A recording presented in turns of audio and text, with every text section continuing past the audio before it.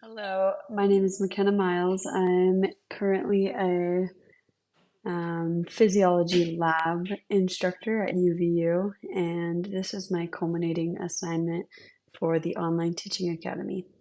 So, pulling up the homepage of my Canvas page for the lab, and looking at how we can change this into more of an online academic setting, looking through Module 1 and the changes that I could make to my module or my course in general.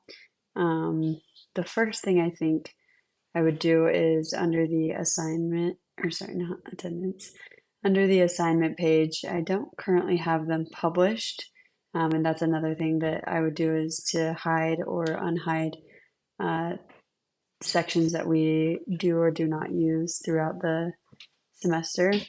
But reordering these right now, they're in a pretty good order, but then just adding the weighted assignments to them. You can see like attendance is the first assignment, and this one would need to be changed into more of like an online format, the way that they could check in and make sure that they're completing their assignments as we go. And then their weekly modules, the lab reports, those are all worth 20 points. Moving into like the lower level graded assignments, and then the final exam, the online final exams. So reordering those and making sure that they're weighted correctly according to what the syllabus indicates.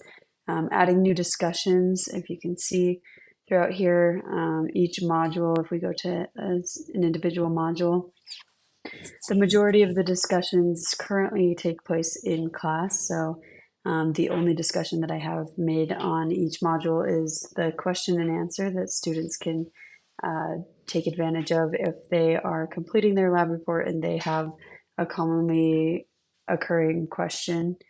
They can throw that in the chat, and if another student has encountered that question, they can answer, or they can chime in and say, yeah, I also have that question as well.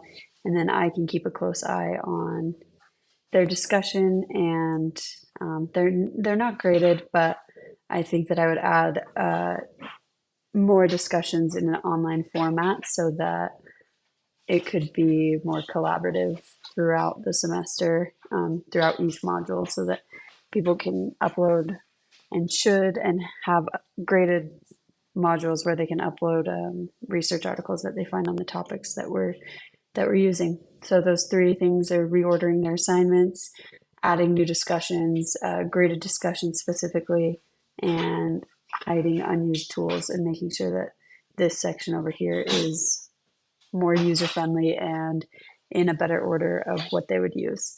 Currently, the home page is a frequent announcements as well as modules, and then Teams I anticipate would be a big section for the online course because of how much we would use it in office hours and when we meet collaboratively online. Grades, attendance, I would add discussions up into this section and assignments as well.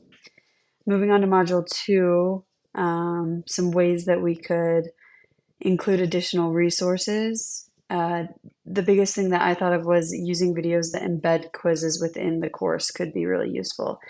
Because this is a lab, I think I could include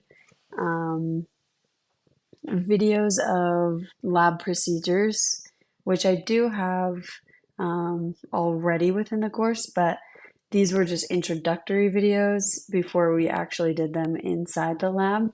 And so if you see like the watch section, this could be instead of just the student watching the procedure happen, within the video, I could embed quizzes where it kind of stops and asks, like, what's an RER, or what are different components of this test, and what do they mean, and how do they apply to like a clinical setting.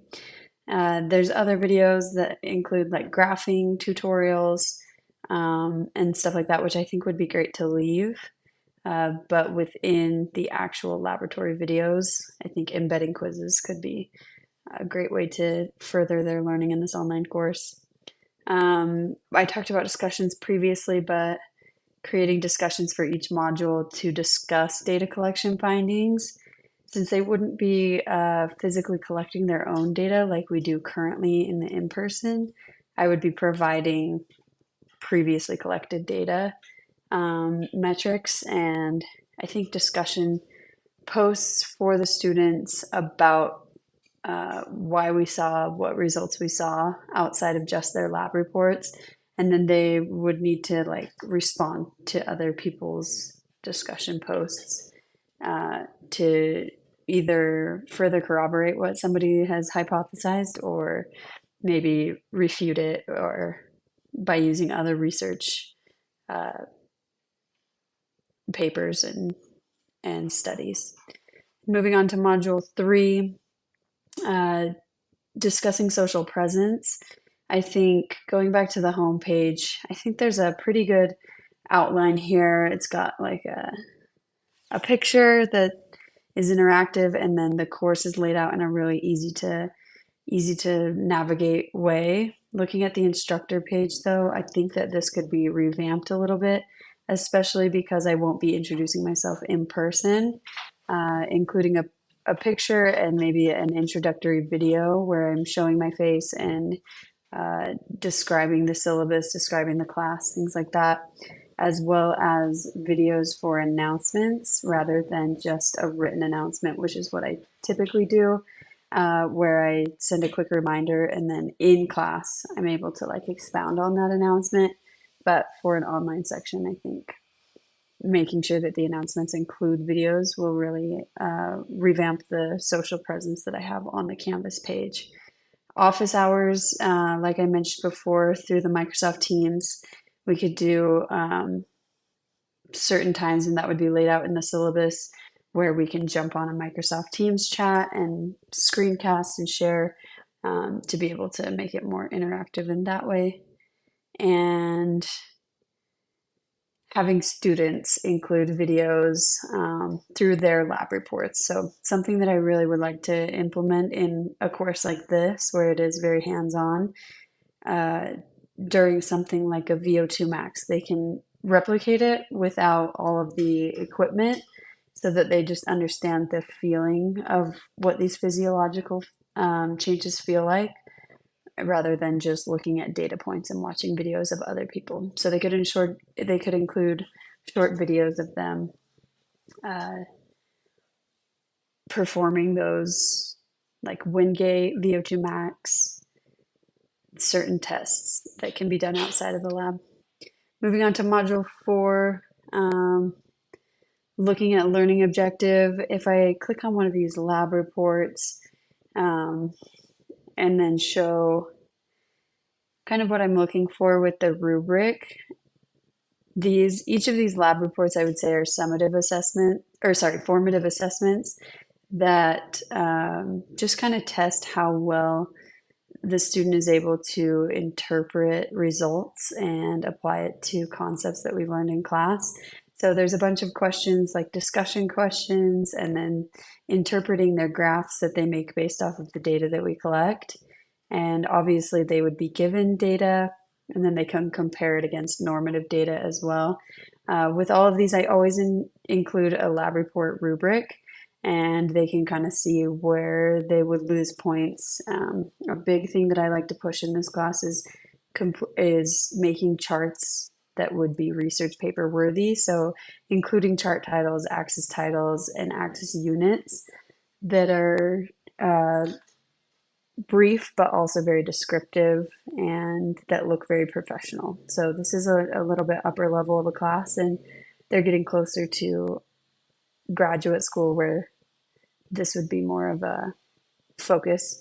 And so I want to set them up for success in that area. As I mentioned before, taking home some of these activities and doing them, whether it's VO2 max and jumping on a treadmill and increasing their speed every few minutes just to feel the physiological changes in heart rate and the way that their breathing changes and the relationship of oxygen uptake. They might not actually be able to use the fancy equipment at home, but feeling that for themselves and then uploading a short video clip, and then interpreting another person's data would be, I think, really beneficial for students in this academic setting. Moving on to Module 5, looking at student success practices. As I mentioned before, and I'm going to stay on this rubric page, providing them really clear expectations throughout the syllabus and making sure that they understand this is how you get full points and this is what you should know by the end by listing their objectives. I typically do that in the beginning of the module. If I go back to the overview page, it kind of lays out, like, in general what they should know about this, and then their learning objectives. By the end of this, by the end of your lab report, I want you to know these things, and then the activities that we're going to do to get them there. So hopefully those clear instructions can help them get there, as well as listing, like, if they're not getting these things, office hours is a big thing. We're gonna jump on Teams, but also in the syllabus, I've also tried to list quite a bit of, I'll go back to the homepage to get that one, quite a bit of campus resources that they can use, and UVU has quite a bit of like technology support, policy resources, and other online tutoring options, inclusion statements, trying to make sure that students understand their responsibilities and that my responsibilities are laid out and just very clear to the student to help them be successful. I want them to take ownership in their success, but I will complete my responsibilities to help them be successful. Looking at Module 6 and how this course can be evaluated based on the UVU course design rubric. I would say that this course is pretty easy to navigate, and some things that I pointed out before, maybe like revamping the instructor page, making it a little bit more interactive, and having more social presence in that regard, as well as within the syllabus, looking at the course schedule. That's something that needs some attention to be laid out. It shows the dates and times that we meet, but understanding when we'll be learning what and when there's breaks in the semester would be beneficial for the students, I believe. As of right now, there is a course calendar schedule, but there are no dates attached. So attaching dates and making that more of a regimented schedule might allow students to prepare better for the course. In conclusion, looking at what I've learned in the Online Teaching Academy, I've really enjoyed the learning about how to be and include more interactive elements of the course and helping me understand how to make the course more user-friendly, as well as more clear in my guidelines and expectations for the student. And I've participated in online courses before where it just feels like I'm checking off a box, but I feel like this course has helped me understand how I can make it less of just an online completion assignment rather than creating more of a sense of like a community within our class and showing my face frequently and having them show their faces and interact over discussions as frequently as they can. So I've really enjoyed this course and will be making quite a few changes to make this course more interactive and have more social presence and safeguard against academic integrity. I think that's a big thing that can happen within the online academic world. And so a lot of those things that I previously should have mentioned within the lab reports, like safeguarding against ChatGPT and just copy and pasting things from research articles when they go to submit.